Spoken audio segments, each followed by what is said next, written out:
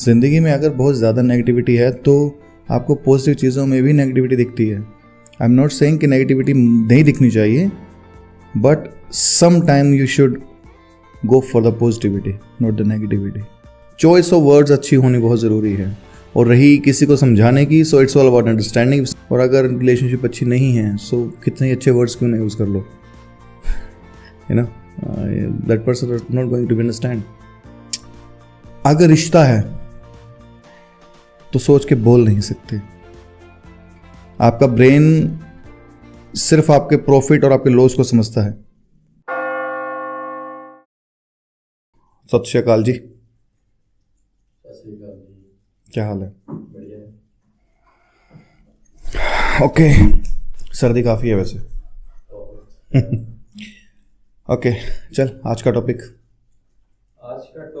होगा हमारा, जैसे हम किसी दूसरे व्यक्ति से, किसी दूसरे इंसान से बात करते हैं तो कई बार हमारी बात का मतलब कुछ और निकलता है, लेकिन हमारा इंटेंट उसको समझाने कुछ और होता है।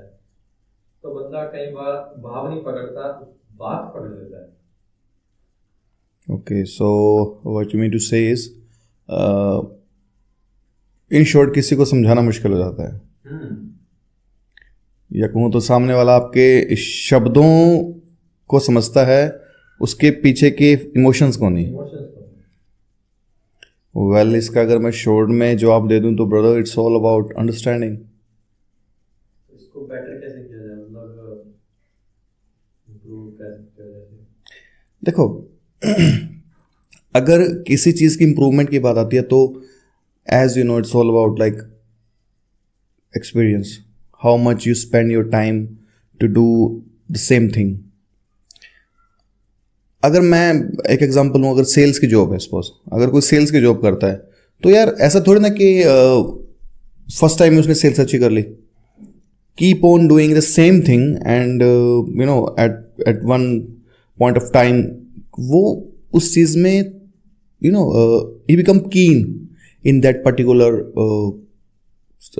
थिंग, बेसिकली सेल्स कह सकते हो आप। So this is something like, अगर मैं सेल कर रहा हूँ, मैं फर्स्ट डे में थोड़ी ना सेल कर दूंगा यार। मुझे थोड़ी ना बात करनी, sir good morning, how may help you, sir ji बताइए, सर बैठिए, सर चाय लेंगे, सर क्या लेंगे आप।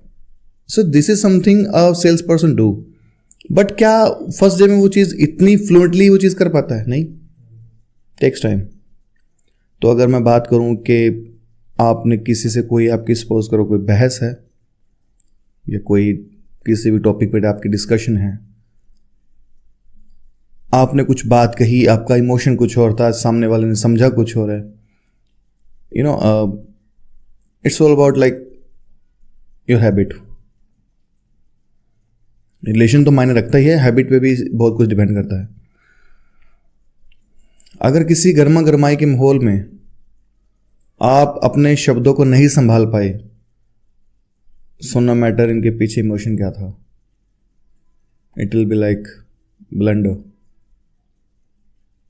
So you have to take care of your words. Choice of words अच्छी होनी बहुत ज़रूरी है। और रही किसी को समझाने की, so it's all about understanding. If someone, you know, the confirmed person understands you, you have a better coordination with that person. आपकी relationship बहुत अच्छी है, definitely that person will understand what your emotion behind your words is. और अगर relationship अच्छी नहीं है, सो कितने अच्छे वर्ड्स क्यों नहीं यूज़ कर लो, you know, that person is not going to be understand. So this is something, you know, या इसको अच्छा मतलब करना पड़ेगा ब्रदर। आप इमोशन, यू नो, किसी से बात करते हो, अगर रिश्ता है तो सोच के बोल नहीं सकते, और अगर सोच के बोलते हो तो वो क्लोज रिलेशनशिप कभी हो नहीं सकती। That's my opinion. I am not saying हर कोई ऐसा सोच रखता है, but that's my opinion. If you have a good relationship with a person, आप उससे खुल के बात करेंगे यार, आप सोच के बात क्यों करेंगे? Why you have to you know think first that हाँ मैं क्या बात करने वाला हूँ इससे, और फिर आप वो बात कहें। So it's you know, relationship ऐसे काम नहीं करती ब्रदर। रिलेशनशिप ऐसे काम नहीं करती। You know you just go with the flow. आपको अगर अच्छा किसी के बारे में लगता है, आपके रिलेटिव किसी क्लोज रिलेटिव के बारे में अच्छा लगता है, आप वो बोलते हो। अगर कुछ आपको you have to say some critic words about that person, तब भी वो उस चीज़ को बर्दाश्त करता, because the relationship you have that matters, not the words. अगर आज तुम मुझसे गुस्सा हो जाओ तो कल को रिश्ता थोड़ी ना खत्म है यार। It's not like that. Things should be understandable, things should be understood. So things go like that. I think you understand, right? Okay, good. पर लेकिन कभी कभी या दूसरे वाले की बातें, मतलब दूसरे सामने वाले की बात हमें ऐसी लगे जो हमें, मतलब उसके पीछे का इंटेंट भी समझ आ रहा है और सब कुछ समझ आ रहा है, लेकिन ना चाहते हुए भी वो बात माननी पड़ती है कि वो पर्सन गलत कर रहा है, ऐसा कुछ? नहीं। मतलब आपको पता है कि वो आदमी सही बोल रहा है, but at the end of the time you feel like नहीं यार गलत है, कुछ ऐसा ही? गलत नहीं है, अब मतलब इन शॉर्ट कोई भी चीज़ उस सामने वाले ने कुछ आपको समझाया, बट एट द एंड आपको समझ ही नहीं आया। हाँ। ओके, नेक्स्ट वन, मस्त से नेक्स्ट वन। जाकिर खान का ना एक बड़ा अच्छा जोक है, मैं यहाँ तो नहीं सुनाऊंगा because it has some abusive words, but वो बोलता कहता it was something like that कि मुझे लेफ्ट जाना है, भगवान ने धरती पे आके बोल दिया मुझे लेफ्ट जाना है, but at the end of the day खास दोस्त जो कहेगा राइट। मतलब भगवान ने बोल दिया, दोस्तों और लोगों ने बोल दिया, खुद भी पता है कि लेफ्ट सब सही है, सब कुछ है, बट पता नहीं क्यों उस एक इंसान के कहने पे मैं राइट लूंगा, और वो राइट हमेशा रॉन्ग होता है। बट क्या करें, इट्स ऑल अबाउट फ्रेंडशिप। अब ये तुम्हारे साथ अगर मैं इस चीज़ को को रिलेट करूं, सो मैंने आपको कुछ समझाया और आप उसे डोंट स्माइल ब्रदर, और आप उसे कुछ और समझे, यू नो व्हाई? बिकॉज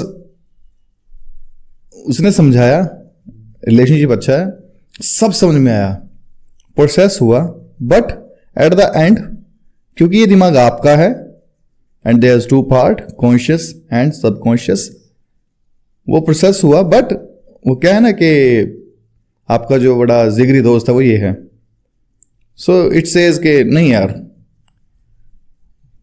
वो सब बात आपको सही लगती है, बट फिर आपका दिमाग सब कुछ सोच के, सब कुछ सही समझ के एट द एंड बोलेगा नहीं यार ये चीज ठीक नहीं है। It's all your mind brother, it's your state of mind. जिंदगी में अगर बहुत ज़्यादा नेगेटिविटी है तो आपको पॉजिटिव चीज़ों में भी नेगेटिविटी दिखती है। आई एम नॉट सेइंग कि नेगेटिविटी नहीं दिखनी चाहिए, but some time you should go for the positivity, not the negativity.